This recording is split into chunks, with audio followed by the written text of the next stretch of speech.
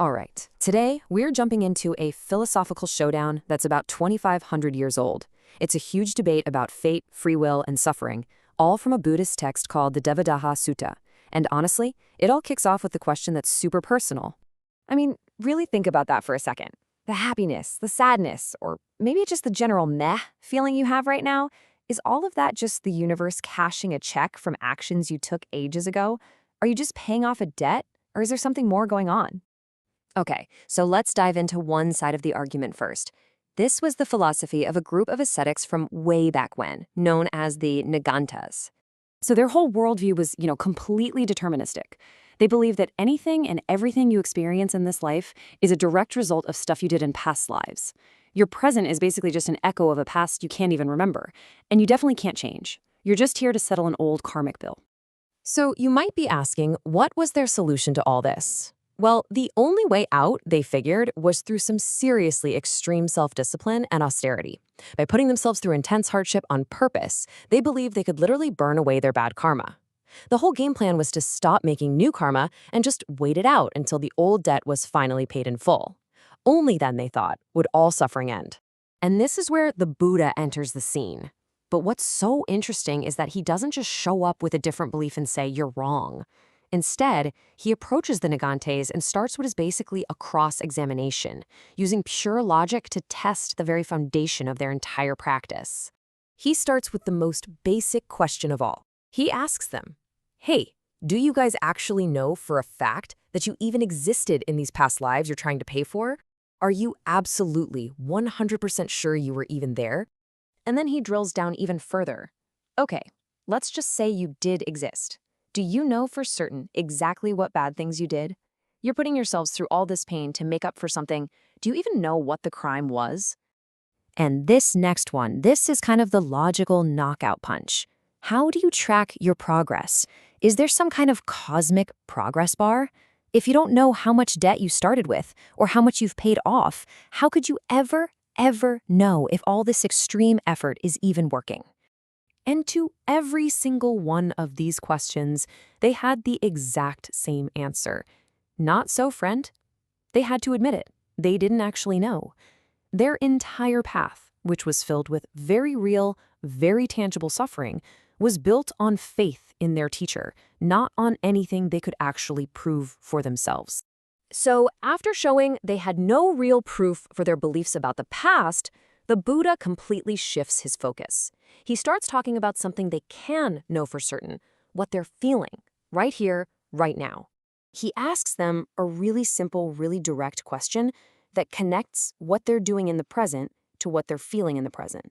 He asks, when you really push yourselves with these tough practices, what happens? What do you feel? And right here, their own answer is what unravels their whole argument. They admit that, yeah, when they strive really hard, the pain is intense, and when they ease up on the effort, the pain is less. This shows a clear, direct link between a present action and a present feeling. And this is the crucial point. Their own experience completely contradicts their core belief. If all pain really comes from the past, then their efforts in the present shouldn't change how they feel. But they do. The very pain they thought was erasing their past karma was actually being caused by what they were doing in the present moment. Their striving was fruitless. Now, after taking apart their view with logic, the Buddha doesn't just leave them hanging. He offers this really powerful alternative. See, the answer isn't to stop striving altogether, but to start striving in a much smarter, more intelligent way. And this is what's called fruitful effort. It's this idea that we all have real agency, real power in this very moment. The path to ending suffering isn't about passively paying off some mysterious, unknowable debt from the past.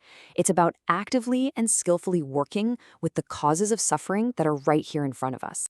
To make this crystal clear, the Buddha tells this brilliant story.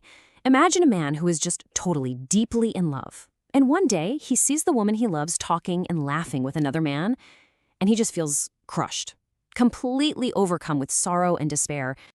Now, according to the Nigaṇṭhas, this pain would have to be from some past life. But the Buddha suggests a totally different cause. The man reflects, and he realizes his pain isn't actually being caused by the woman or the other man. It's being caused by his own clinging, his own attachment, So that's what he puts his effort into, letting go of that desire. A little while later, the man sees the couple again, and this time he feels nothing. No pain, no sorrow, no jealousy, because he identified the present cause of his suffering, his own attachment, and he applied skillful effort to let it go. He directly changed his own experience. That is fruitful effort. The Buddha uses one more great analogy. Think about an arrow maker. He has a crooked piece of wood for an arrow shaft. He heats it and straightens it. Once it's straight and ready to be used, he stops, right? He doesn't just keep heating it and straightening it forever and ever. Effort is exactly the same. It's a tool that you use for a specific purpose. Once the mind is skillful, you don't have to keep applying that same intense, painful pressure. So when you boil it all down, what's the fundamental shift in perspective we're talking about here? This slide just captures the whole thing perfectly.